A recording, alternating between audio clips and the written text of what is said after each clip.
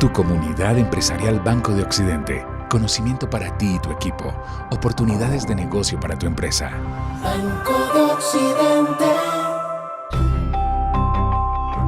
Hola a todos, soy Diana Paola Dorado y les doy la más cordial bienvenida a tu comunidad empresarial del Banco de Occidente.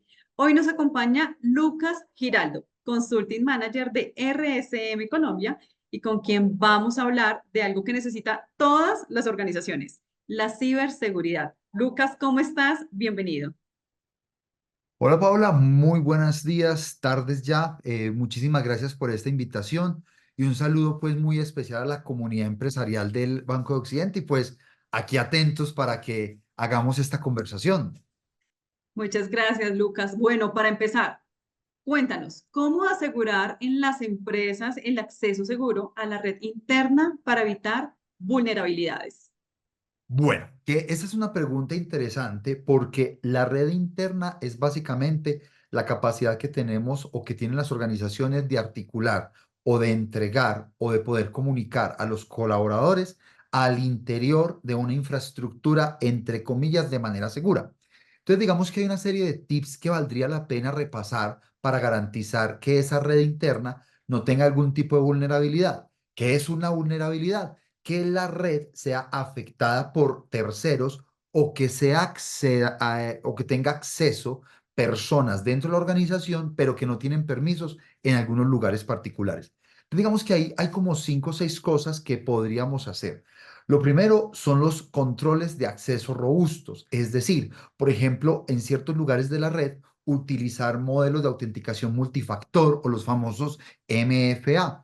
Y esto permite que efectivamente la identidad del individuo que va a entrar a un lugar específico o a un espacio específico de la red, pues tenga que tener una doble forma de verificación.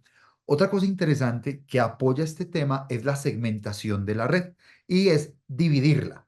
Entonces no es tener una sola red para todos, sino que puedo tener una red específica para temas de OT, una red específica para temas comerciales, una red con temas comerciales o una red para una base de datos y doy permisos en el directorio activo, por ejemplo, para cada uno de esos segmentos. Otro tema interesante podría ser, por ejemplo, el uso de VPNs o de redes privadas virtuales. Lo que hacen estas redes virtuales privadas o VPNs es que el tráfico esté cifrado punta a punta y que no va y que vaya en un túnel entre el emisor y el receptor, de manera tal que terceros no puedan estar sobre él. Y por supuesto, un monitoreo continuo para detección de intrusiones. Entonces, a través, por ejemplo, de sistemas como los IDS o sistemas de IPS, que son sistemas que permiten que efectivamente sepamos quién está sobre la red, qué se está haciendo sobre esa red y cómo se están haciendo actividades sobre esa red. Sistemas SIEM, por ejemplo, son útiles para tal fin, porque podemos verificar el tráfico, controlarlo y establecer qué tipo de características debería tener ese tráfico adelante. Ok, supremamente claro. Ahora bien, ¿qué medidas tomar para garantizar la protección de datos sensibles contra el robo o contra pérdida? Mira, esa pregunta es maravillosa por una razón muy sencilla. Los datos, según The Economist en el año 2010, en una publicación que hizo, se convirtieron en el combustible de la nueva economía. Y en ese orden de ideas, los datos, además quiero poner un punto de manifiesto, sensibles o no, se convierten en esos elementos que permiten la construcción de valor de las organizaciones. Y ya hoy las decisiones no se toman como mirando cómo está el clima y viendo cómo sopla el viento o por mi intuición, sino que las decisiones se toman a partir de una arquitectura de datos que permite convertirlos en información y luego en conocimiento de manera tal que permitan efectivamente agregar ese valor. En ese orden de ideas, entonces, para proteger datos, pues digamos que nos asisten varias posibilidades. Una de ellas es cífrelos, cifre los datos. Es decir, cuando usted los tenga almacenados en algún lugar, en una base de datos, en un servidor, sea on-premises o sea en nube, entonces cífrelos para que cuando se transmitan hayan llaves de apertura si el dato es sensible, de manera tal que no cualquiera pueda abrirlos porque sí. O si alguien los tiene, no tenga la llave para efectivamente poder visualizar los datos. Ahí le tenemos que pegar algo que hablamos hace unos segundos y es la gestión de accesos. Es decir, generar un modelo de restricción o un modelo de permisos para que solo aquellos que tengan el permiso, tanto dentro como fuera de la organización, efectivamente los puedan ver. Y de esa manera se pueda garantizar el uso de ese catálogo de datos. Otra cosa importante es que puede ser que en algún momento la organización tenga un ataque o tenga un secuestro o pase algo con los datos. Si los tenemos cifrados, digamos que minimiza el riesgo de que efectivamente se acceda a ellos, pero eso significa que es importante que establezcamos copias de seguridad regulares y que se prueben esas copias de seguridad. Solo para comentarte un caso, en alguna ocasión con una organización que estábamos haciendo un proyecto, nos encontramos con que hacían copias de seguridad, pero hicimos un proceso de restauración para verificar cómo estaba y la restauración no funcionó. Entonces hay que hacer copias de seguridad incrementales y totales, pero a su vez probar que esas copias funcionen, de manera tal que el día que tenga una eventualidad pueda restaurar y no tenga que recuperar 1, 2, 3, 4 meses o semanas de trabajo, sino un par de días. Y por supuesto, utilizar software de prevención y pérdida de datos o los famosos DLP. Este tipo de software permite el monitoreo, la detección y el bloqueo de transferencias que uno no está autorizando. Y finalmente, en el tema de los datos sensibles, pues obviamente recomendamos concientización y capacitación a los individuos para que entiendan dentro de la organización que los datos son sensibles. Porque pasa una cosa, y es que nos acostumbramos al dato. Entonces, como lo vemos todos los días, lo vemos como rutinario. Pero resulta que ese dato que para mí es rutinario, para un competidor, por ejemplo, o para un tercero que quiera hacerme daño, puede ser vital para una toma de decisiones. Entonces hay que concientizar que los datos, por más rutinarios y acostumbrados que estamos a ellos, pues efectivamente, pues debemos conservarlos y cuidarlos. Muchas gracias, Lucas. Y bueno, finalmente, ¿cómo se puede capacitar a los empleados, a los colaboradores para reconocer y responder a amenazas cibernéticas como el phishing? Mira, eso está también bien interesante y fíjate que de alguna manera se enlaza con la respuesta final que te daba hace unos segundos y es concientización.